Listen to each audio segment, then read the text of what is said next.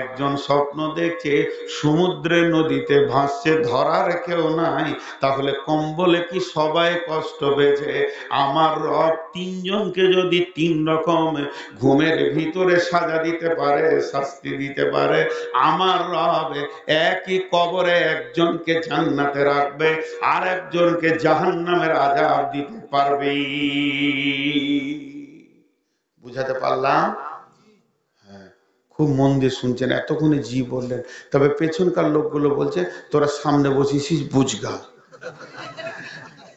আমরা যখন ছোট ছেলে ছিলাম কিনা, মানে মাদ্রাসায় পড়েছি তো, আর একটু এই বয়সে একটু দুষ্টু হয় আর কি, এটা বয়সের ফেল, মানে স্বভাব আর কি, বিচার ওই জন্য আল্লাহ বয়সের ওপরেও করেছে। তো ওইটুকু বয়সে লাফালাফি দৌড়াদৌড়ি করেছি। তো আমরা মৌলবি লাইনে পড়তাম, তো জীবনে হিফজ করিনি, বেশি কোরআন মুখস্থ নাই, অল্প স্বল্প আছে। তো মৌলবি লাইনে পড়তাম, তা আমাদের ক্লাস হয়ে যেত 11টা পর্যন্ত। দিয়ে এবার গোসল টোসল করে দুপুরের ভাতকে নাক ডাকিয়ে ঘুমাইতাম ফড়াক ফড়াক করে। আবার আসরের সময় উঠে খানিকটা লেখাপড়া করে খেলতে যেতাম। কিন্তু যারা হিফজে পড়ে, হাফেজ হয়, এদের খুব কষ্ট। ভোরবেলা থেকে উঠে পড়তে বসবে, খালি পড়বে, খালি মুখস্থ, হুবহু মুখস্থ করতে হয়। ওদের আবার জোহর পরেও ক্লাস হয়, ছাড়বে না, চালা মুখস্থ কর, কোরআন শরীফ মুখস্থ করা, চারটিখানি কথা নয়। তো ওদেরকে মাদ্রাসার নিয়ম ছিল যারা হিফজে পড়বে দুতলায় থাকবে, আর যারা মুলবি লাইনে পড়বে তারা নিচে তলায় থাকবে, তারা উপর তলায় থাকতো। তো যখন ওরা নিচে নেমে আসতো, তা আমরা বলতাম আর হাফেজ হবি। আমরা কেমন ঘুমাইছি, পরগা আর হাফেজ হবি। তো ওরা যে লাভ করছে, আমি যে লস করছি, এটা হুঁশ ছিল না। মানে ওদেরকে যে বলতে পারছি, এটাই আমার মনে আনন্দ ছিল আর কি, আর হাফেজ হবি, তোদের মরণ নেই, সালা মুলবিতে ঢোক, জানে বাঁচবি খানিক। কিন্তু এখন বুঝছি যে আমি লস করেছি, ওরা হাফেজ হয়েছে, ওদের দাম কত বেশি, হাফেজ মৌলানা সব কোরআন মুখস্থ। তো এখন বুড়াতি কালে আর মুখস্থ হয়?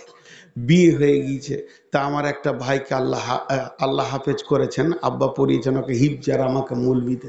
না, আব্বার সঙ্গে একদিন আমি খুব চেঁচামেচি করছি, বলি তোর কি হলো রে? বলে তুমি ওকে হাফেজ করলে আর আমাকে খালি মৌলবি করেছো কেন, কেন আমাকে হাফেজ করলে না? তা আমার বাপ বলছে বহু আমার কাছে থাকবে, আমি দেখে নেবো, তুই পড়তে যা। কোন বুদ্ধি! বলছে বহুকে যা করতে হয় আমি আমরা দেখে নিব, ও আমার কাছে আসবে, তুই পড়তে যা। মাথা খারাপ হয়েছে, আর পড়তে যাবো? হ্যাঁ, তো এই হলো ঘটনা।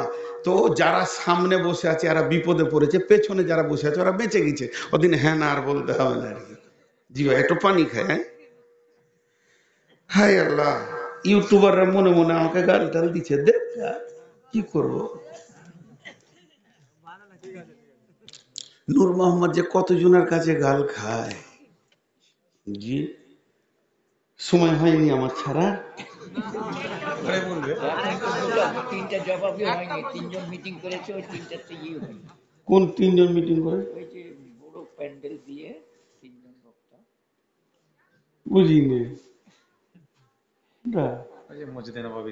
ও, ওটা তো আলাদা, ওটা উদাহরণ দিলাম, ওটা তো উদাহরণ দিলাম যে এটা ছোট সভা নয়, এটাও বড় সভা, এটা বলতে চাইলাম। তো ওটা আবার কি, ওটা তো আলাদা, বিষয়ই আলাদা, ওটা কবর নয়। তাহলে আপনার মাথাটা ওইখানেই আছে, বাকিগুলো শুনে নেই। আহা বেচারা, ইলামিতে এক খ্যাপা আছে, জালসা, সব জালসায় সামনে বসে থাকবে, লুড়ুবুড়ু করবে, মাথা কম বুদ্ধি তো। জালসা যখনই শেষ হবে বলবে ফুলকলি গানটা বললে না ভাই, মূলবীর মানে জালসাই হলো না আর কিছুদিন, গোটা জালসা শুনে নিলে ওইটাই খালি বাদ ভেঙে গেল। তো যাই হোক, এখন যেটা আপনাদের সামনে বলছি, তাহলে প্রমাণ করলাম কবরে আযাব সত্য। সকলে বলেন কবরে আযাব সত্য, সেখানে জাহান্নামের আগুন আসবে এটাও সত্য, এবং সেখানে প্রশ্নের উত্তর দিতে হবে, এটা সত্য।